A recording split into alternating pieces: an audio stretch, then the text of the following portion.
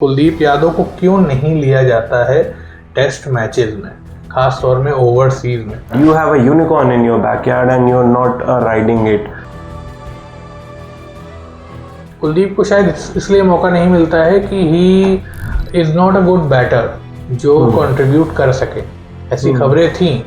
Shane Warne के बाद सबसे अच्छे बॉलर माने जा रहे थे वो रिस्ट स्पिन के, बहुत सारे लोगों ने तारीफ की। वहाँ पर जब आप देखें कुलदीप यादव किस तरीके से गेंदबाजी करते हैं, आपको चांस देना तो चाहिए था।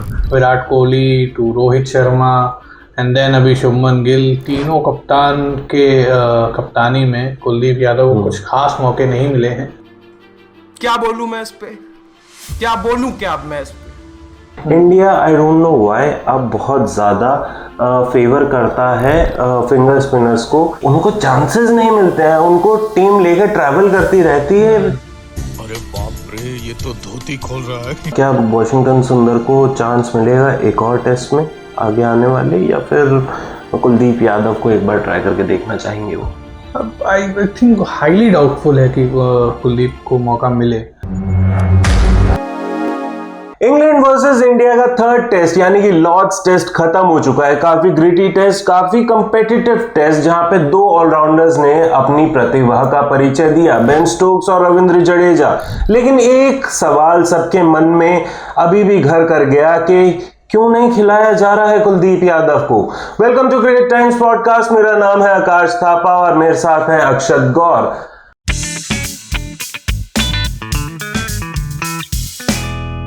अक्षत जी, कुलदीप यादव से लग रहा है गौतम गंभीर को कोई प्रॉब्लम है, कुलदीप यादव से लग रहा है विराट कोहली को कोई प्रॉब्लम थी, रवि शास्त्री को कोई प्रॉब्लम थी, और कुलदीप यादव से लग रहा है कि अनिल कुंबले के समय तो नहीं आए थे, लेकिन शायद अनिल कुंबले को भी कोई प्रॉब्लम थी, और केकेआर को भी इनफैक्ट कोई प्रॉब्लम होगी, क्योंकि उनको चांसेस नहीं मिलते हैं, उनको टीम लेकर ट्रैवल करती रहती है।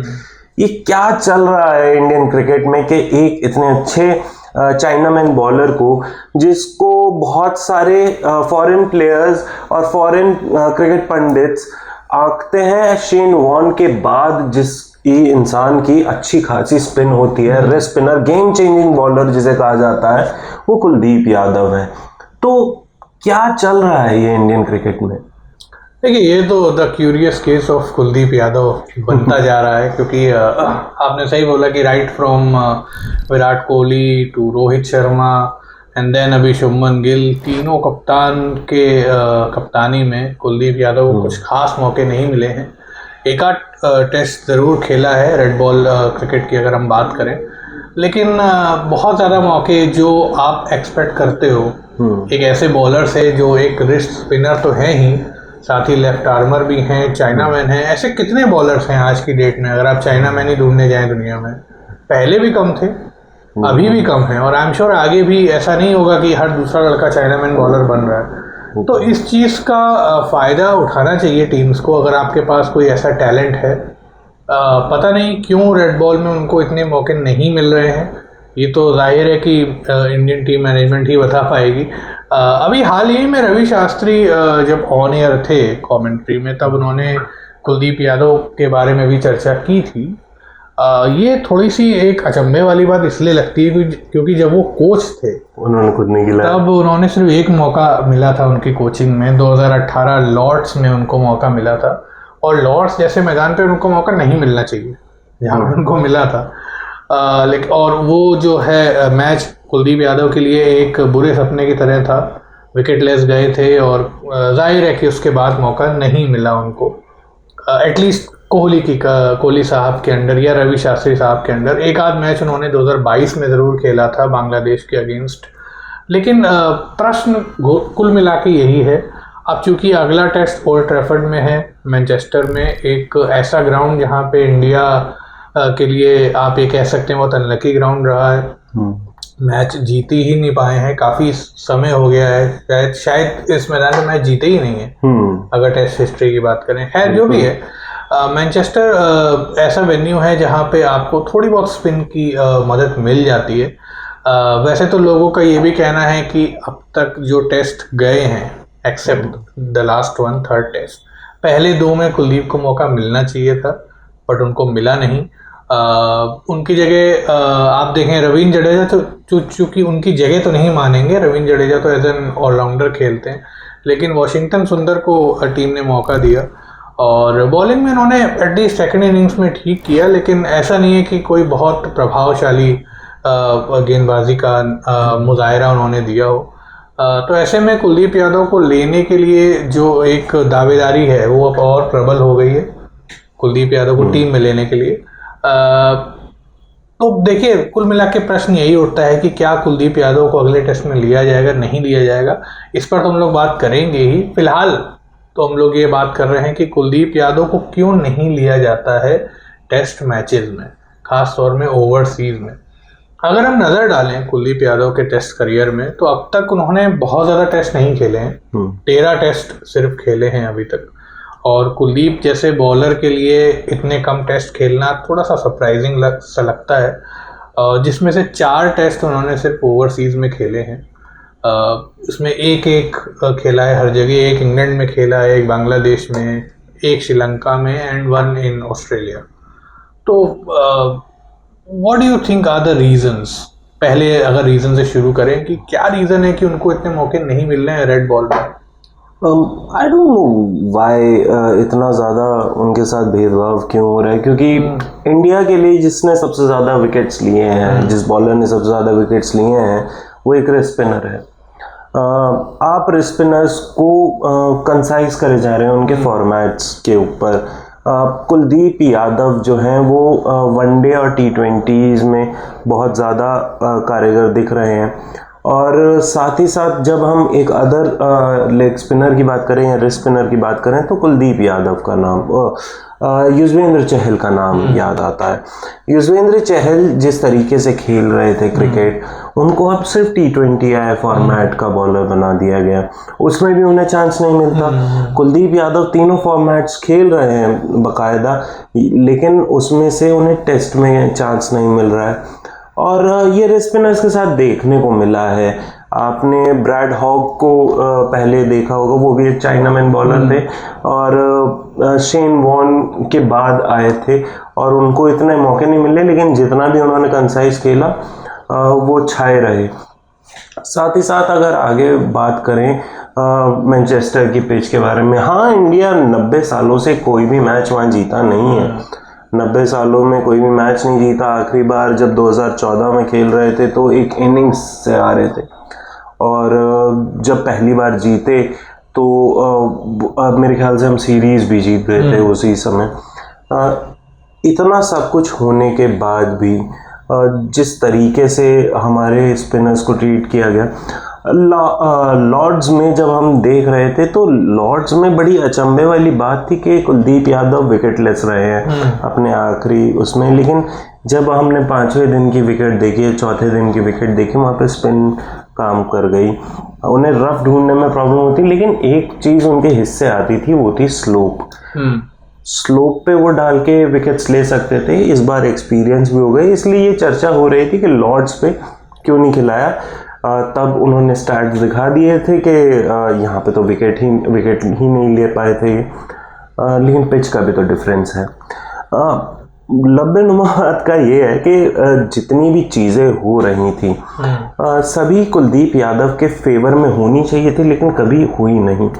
आप देखें कि वो विकेट्स, जब भी उन्हें बोला गया कि विकेट्स लेने हैं वो लेते थे, लेकिन उनका जो बड़े प्रेशर वाले मैचेस हैं उनमें उनका परफॉर्मेंस थोड़ा सा डिबली डॉबली रहा है।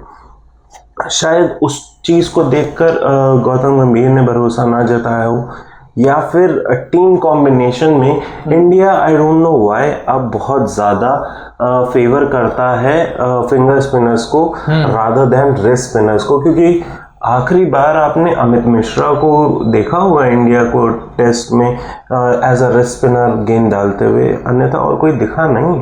हाँ बिल्कुल, और ये एक थोड़ी सी चिंता का विषय ज़रूर है कि रिस्ट स्पिनर को लेकर इतना टीम कॉन्फिडेंट नहीं दिख रही है, इरिस्पेक्टिव ऑफ द मैनेजमेंट। काफ़ी लंबे समय से हम लोग ये देख रहे हैं, राइट फ्रॉम MS धोनी's कैप्टेंसी, और उन्होंने अश्विन को मौका दिया। अश्विन ने नो डाउट बहुत अच्छा किया, बट चलिए अमित मिश्रा को हम मान लेते हैं कि अमित मिश्रा जब तक टीम में आए तब तक वो एक ऐसी अपनी एज फैक्टर पे थे कि उनके पास ज़्यादा करियर नहीं बचा था। बट ऐसा नहीं है कि उसके बाद कोई यंग रिस्ट स्पिनर नहीं आए टीम में। ऑफ कोर्स आए, लेकिन उनको वाइट बॉल में ही मौका मिला, रेड बॉल में उनको मौका नहीं मिला। आई डोंट नो क्या रीज़न है। कई बार ऐसा लगता है कि वाइट बॉल की परफॉर्मेंसेस के बेसिस पे आप ये जज कर लेते हो कि फलाना बॉलर शायद रेड बॉल में सक्सेसफुल नहीं होगा, विच इज़ कम्प्लीटली रॉन्ग, क्योंकि दोनों अलग बॉल हैं, दोनों अलग फॉर्मेट हैं।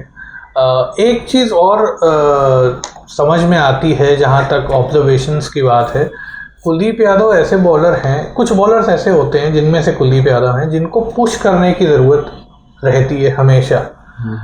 कुलदीप उनमें से एक हैं कि जब तक कैप्टन की तरफ से उनको पुश नहीं किया जाएगा, वो एक मोटिवेट नहीं किया जाएगा, वो अपना रिजल्ट देते नहीं है। कई बार वो बहुत प्रेशर में आ जाते हैं, फिर कैप्टन या सीनियर प्लेयर्स जाकर उनको थोड़ा पुश करते हैं कि नहीं भाई यू कैन डू इट, और फिर वो विकेट निकालते हैं। हमने अक्सर रोहित शर्मा और विराट कोहली की कैप्टनसी में देखा है। सिमिलरली धोनी की कैप्टनसी में धोनी तो खुद स्टंप के पीछे से बताते थे कि यहाँ बॉल डालनी है तो यहाँ बॉल करिए। उस हिसाब से अगर हम देखें तो एक तो ये भी एक कारण है कि कई बार टीम्स जो हैं ऐसे प्लेयर्स को मौका थोड़ा सा कम देती हैं। मे बी मॉडर्न क्रिकेट की ये डिमांड है।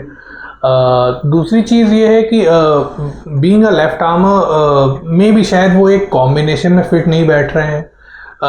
अगर आप करंट टीम को देखें या उसके पहले की भी कॉम्बिनेशंस को देखें, लेफ्ट आर्मर्स चाहे वो पेसर हों चाहे वो स्पिनर हों, टीम जो है वो नहीं उनको प्रेफरेंस दे रही है।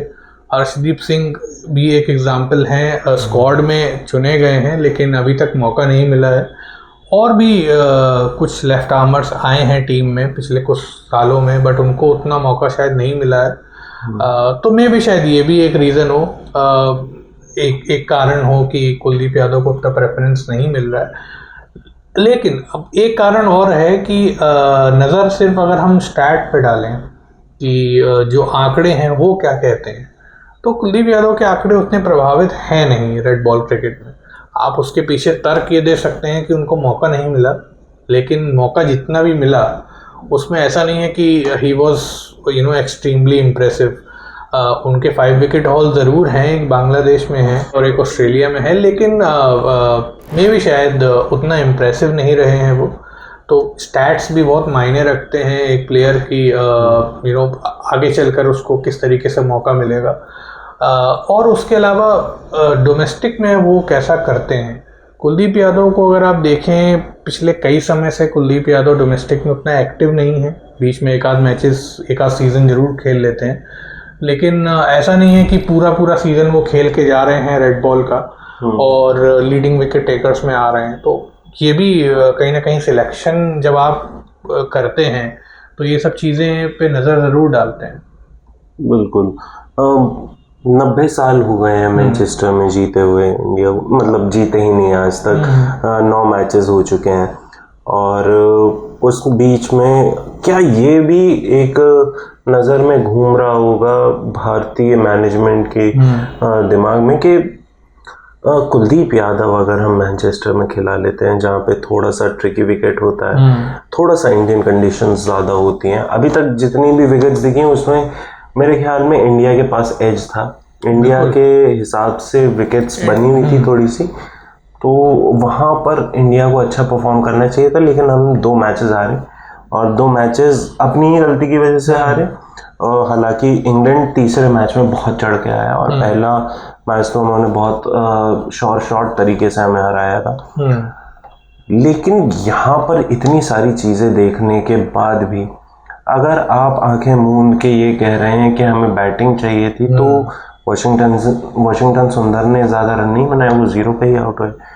तो हम जहाँ पर देख रहे हैं बैठ के, हो सकता है कि 200-250 पड़ जाते हैं इंडिया को, लेकिन हो सकता है कि 193 से भी नीचे का भी स्कोर होता है, यानी कि 150-140 अगर कुलदीप यादव वहाँ पे गेंद डाल रहे होते। तो इस डिसीजन के बारे में आपका क्या ख्याल है? क्या वॉशिंगटन सुंदर को चांस मिलेगा एक और टेस्ट में आगे आने वाले, या फिर कुलदीप यादव को एक बार ट्राई करके देखना चाहेंगे वो? आई थिंक हाईली डाउटफुल है कि कुलदीप को मौका मिले, क्योंकि वॉशिंगटन ने एक तो करंट टीम का अगर हम देखें जो एटीट्यूड है इस मैनेजमेंट का वो यही है कि वो अपने जो भी उनके प्लेयर्स हैं उनको मौका कंसिस्टेंट बेसिस पे देते हैं। एक्सेप्शंस हैं लाइक साई सुदर्शन, बट साई सुदर्शन का डेब्यू मैच था तो ऐसा नहीं है कि वो बहुत लंबे समय से टीम के संग जुड़े हैं। अभी तक जो भी खिलाड़ी जुड़े रहे हैं या ऐसे खिलाड़ी जिनका पोजीशन जो है वो आप ये कह सकते हो कि पक्का नहीं है, उनको मौके जब भी मिलते हैं तो वो 2-3 मैचेस तक लगातार मौके ये मैनेजमेंट जो है वो देते हैं। तो ऐसे में आई गेस वॉशिंगटन को एक और मौका मिलेगा। एक चीज़ और वॉशिंगटन या नीतीश रेड्डी के इंक्लूजन से ये समझ में आती है कि इंडियन टीम करंटली बैटिंग को थोड़ा सा ज़्यादा प्रेफरेंस देती है, क्योंकि इंग्लैंड की कंडीशंस हैं, चैलेंजिंग हैं, इसलिए जितनी बैटिंग होगी उतना फ़ायदा होगा, ऐसा शायद उनका मानना है। लेकिन ऐसा इसलिए भी पॉसिबल नहीं होता, ऐसा इसलिए सही नहीं है क्योंकि आपको प्योर बॉलर्स चाहिए। आप जैसे आपने बुमराह लिया, जैसे आपने सिराज लिया, वो प्योर बॉलर्स हैं, उनकी बैटिंग हाँ उतनी अच्छी नहीं है लेकिन ऐसा भी नहीं है कि बिल्कुल इनफेक्टिव है।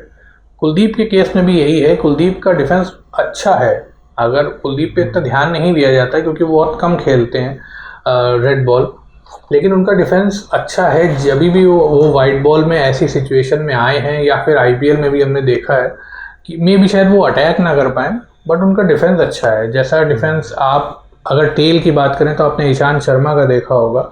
ईशांत शर्मा अपनी बैटिंग के लिए बिल्कुल नहीं जाने गए लेकिन अपनी डिफेंस के लिए वो थोड़े से जो हैं वो प्रचलित ज़रूर थे कि वो सेशंस निकाल देते थे, उनको अगर बोला जाए कि निकालना है नाइट वॉचमैन के तौर पे तो निकाल देंगे।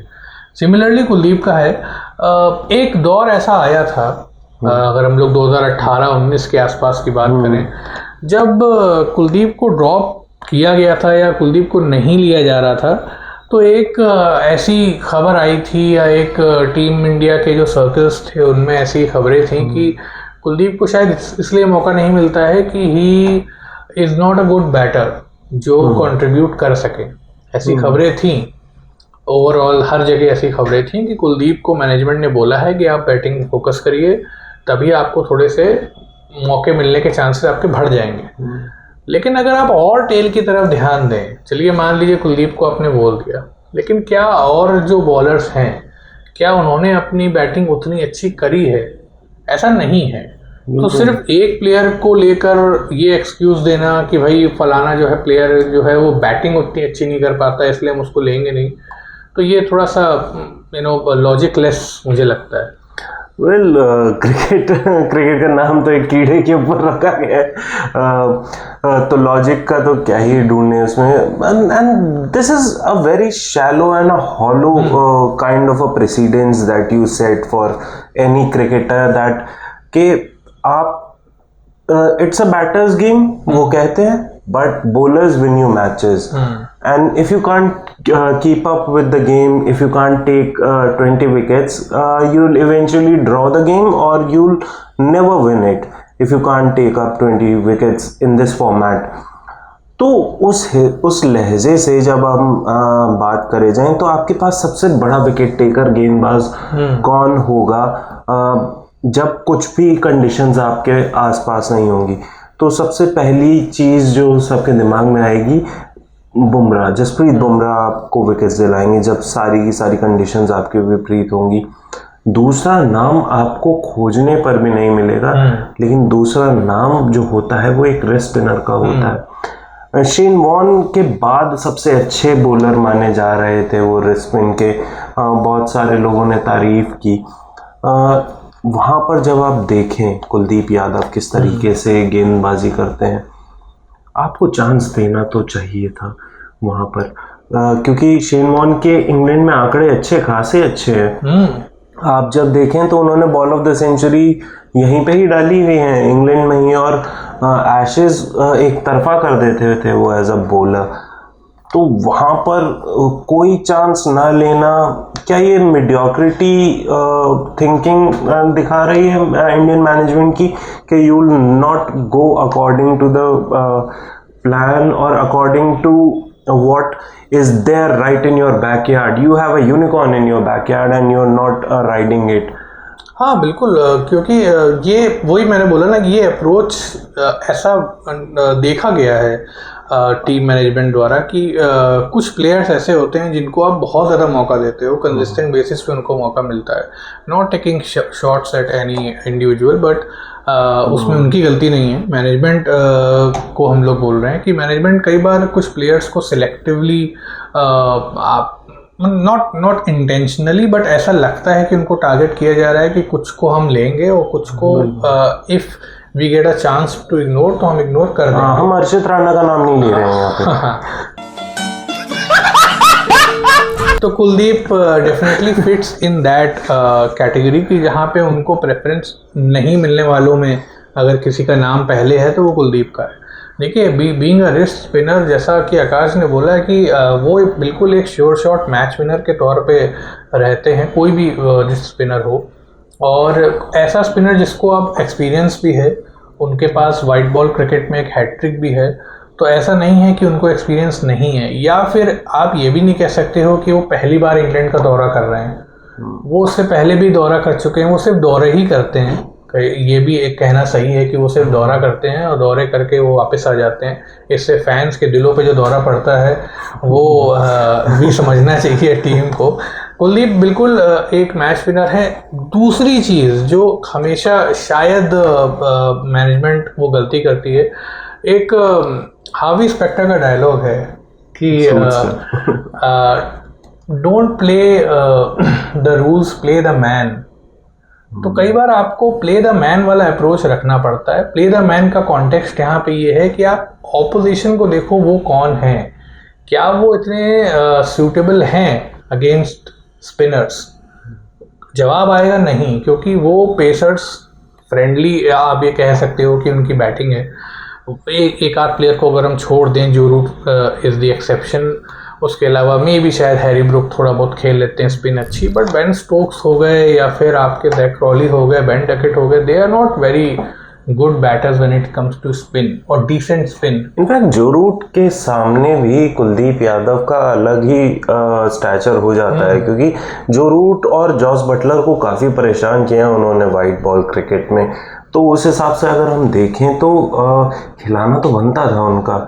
और साथ ही साथ जब गौतम गंभीर, हमने रवि शास्त्री का जो एक दोहरा व्यक्तित्व है उसको प्रदर्शित किया, जब वो बोल रहे थे कि उन्हें क्यों नहीं खिलाया, आपने भी नहीं खिलाया। वहीं पे गौतम गंभीर ने भी बहुत क्रिटिसाइज किया था। He is known for backing his players, I don't know where his backing is right now, but जो भी है कि उन्होंने भी नहीं खिलाया है। गौतम गंभीर ने बहुत क्रिटिसाइज किया था रवि शास्त्री को। बिल्कुल, backing seems to be in the backyard, I believe. दिख नहीं रही है, फ्रंट पे नहीं आ रही है बैकिंग। तो देखिए, बात यही है कि कुलदीप जो है वो हम लोग इसलिए नहीं बोल रहे हैं कि एक प्लेयर को हम लोग ने पिक कर लिया है और पूरा डिस्कशन उन्हीं पे कर रहे हैं। कुलदीप इसलिए हैं क्योंकि कुलदीप उस एबिलिटी के प्लेयर हैं कि वो अपने दम पे मैच का रुख बदल सकते हैं, और उनके पास बहुत सारे ऐसे एडवांटेजेस हैं जो टीम को इग्नोर शायद एक टीम ना करे आइडियल स्थिति में।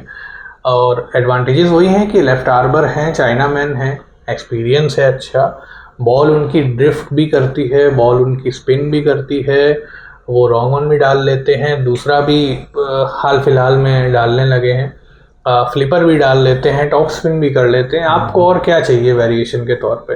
वो हर काम कर लेते हैं जो आप एक दुनिया के टॉप स्पिनर से एक्सपेक्ट करते हो। और स्पिनर हमेशा से, आपको ये नहीं भूलना चाहिए कि आपकी हिस्ट्री क्या है। आप इतिहास नहीं बदल सकते हो, आपकी हिस्ट्री, आपकी स्ट्रेंथ क्या है। आप कहीं भी गए हैं अब तक, ओवरसीज आपने जो भी टूर्स किए हैं, एक्सेप्शंस की बात हम लोग नहीं कर रहे हैं, बट ज़्यादातर ओकेजन्स पे आपके स्पिनर ने ही आपका गेम बदला है। इंडिया की स्ट्रेंथ ही यही रही है कि इंडिया की स्ट्रेंथ है spinners, right from Bishan Singh Bedi to Prasanna, then to Anil Kumble to R Ashwin. आपने कॉन्सिस्टेंटली स्पिनर्स को मौके दिए हैं जिन्होंने आपके लिए अच्छा किया है, और उनमें मेजॉरिटी जो है वो रिस्ट स्पिनर्स की है। तो ऐसे में कुलदीप का आना, ये सब अगर हम बातें करें तो बिल्कुल बनता है। बिल्कुल। एंड एक टाइम था कि इंडिया के पास सीम बॉलर्स नहीं हुआ करते थे। बिशन सिंह बेदी और तीन राजू प्रसन्ना, शिवरामा कृष्णन, ये सारे बॉलर्स हुआ करते थे। और एक दौरे पे तो मेरे को याद है कि गेंद को पुराना मिट्टी लगा लगा के किया उन लोगों ने और फिर वापस स्पिन डालने गए। वहीं पे अगर हम बात करें कि कुलदीप यादव को चांस इसलिए नहीं दिया जा रहा, उनके स्टार्ट्स खराब हैं। स्टार्ट्स तो शुभमन गिल के भी खराब थे। इस इंग्लैंड दौरे से पहले शुभमन गिल के स्टार्ट्स बहुत खराब थे।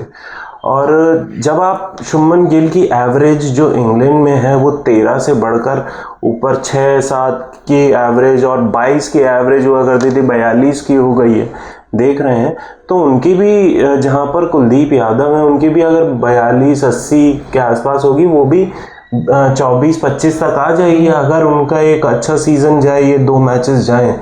तो उसके बारे में भी तो भारत को सोचना चाहिए इस लिहाजे से। बिल्कुल। एक चीज और है, एक पॉइंट और I like to add here कि इस दौरे में अब तक जो 3 टेस्ट हुए हैं उसमें एक चीज निकल के आई है कि बॉलर्स ने कंप्लेन करी है क्वालिटी ऑफ द बॉल्स पे, ड्यूक्स पे। इस चर्चा को हम लोग थोड़ा सा बाद में ले जाएंगे, बट मैं ये पॉइंट इसलिए उठा रहा हूँ कि बॉल जो है पेसर्स शायद इसलिए उतनी अच्छी तरीके से बॉल नहीं डाल पा रहे हैं, ऐसा प्रतीत हो रहा है। रियल रीज़न क्या है ये नहीं पता, बट ऐसा प्रतीत हो रहा है। इट अपीयर्स कि बॉल जो है वो उतनी अच्छी क्वालिटी की नहीं है। कुछ एक्स क्रिकेटर्स ने भी सवाल उठाए हैं। ऐसे में स्पिनर्स क्या करते हैं, जब भी बॉल पुरानी होती है, जब भी बॉल ऐसी होती है कि भाई पेसर सब कुछ ज़्यादा नहीं कर सकते, तभी टीम जो है अपने एक फ्रंट लाइन स्पिनर को भेजती है कि भैया अब तुम्हारा काम है, बॉल पुरानी हो चुकी है, जाओ थोड़ा सा स्पिन कराओ, ड्रिफ्ट कराओ और बैटर्स को परेशान करो। ये भी एक आपके लिए एडवांटेज साबित हो सकता था, had if you went with the plans of including Kuldeep Yadav in the team, but आपने नहीं किया। बिल्कुल। और ड्यूक्स की गेंद के बारे में क्या ही बोलना है कि ड्यूक्स बाद में हमें बहुत लेट पता चला कि एक इंडियन कंपनी नहीं बना है, लेकिन कॉल आउट तो करना ही था जिस तरीके से ड्यूक्स की गेंद बिहेव कर रही है। और ये हम लोगों ने बहुत पहले कॉल आउट कर दिया था, जब तक ये चर्चा में भी नहीं था। और उसके बाद फिर बेन स्टोक्स को भी उस बॉल से दिक्कत हुई और बार बार बॉल चेंज हो रही थी। वहाँ से नासिर हुसैन का एक बड़ा ही अजीबोगरीब बयान आया, लोगों को समझ नहीं आ रहा वो कहना क्या चाहते हैं और वो क्यों ही कह रहे थे वो उस बयान में। खैर ये तो इंग्लिश मीडिया है, इंग्लिश ब्रॉडकास्टर्स हैं, वो तो कुछ ना कुछ तो कहते ही रहते हैं। ड्यूक्स की गेंद के बारे में बाहर आके मैन्युफैक्चरर ने भी बोला कि क्वालिटी ऑफ बैटर्स भी चेंज हुआ है, इस वजह से ड्यूक्स की बॉल में चेंजेस नहीं हुए हैं और वो उसे सहना पड़ रहा है, क्योंकि अब सारी हार्ड हिटिंग बल्लेबाज हैं, बैट्स की दशा चेंज हो चुकी है, बैट्स कंप्रेस करके बनाए जा रहे हैं। एक पॉइंट और है इसमें, सोशल मीडिया पे क्लेम्स जो हैं, फैंस जो हैं हमारे, वो ऐसा बोल रहे हैं कि बेसबॉल जब से आया है तब से ड्यूक्स की बॉल ऐसी हुई है। इसका मतलब ये नहीं है कि बैटर्स अच्छा कर रहे हैं। यहाँ पे जो लॉजिक दिया जा रहा है वो ये है कि ड्यूक से ये बोला गया है कि अब आप बॉल जो है वो उस तरीके की ना बनाइए जिस तरीके की अब तक बन रही थी।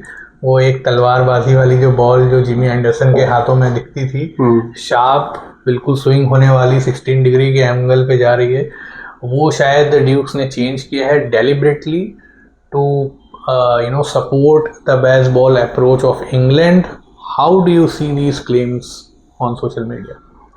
मे be right, may be wrong, मतलब ऑनेस्ट तो नहीं है ये क्लेम्स, थोड़ा सा अजीब व गरीब है। खैर फैंस तो कुछ भी कहते ही हैं, हम फैंस हैं, हमारी भावनाएं आहत होंगी तो हम कुछ ना कुछ तो कहेंगे ही।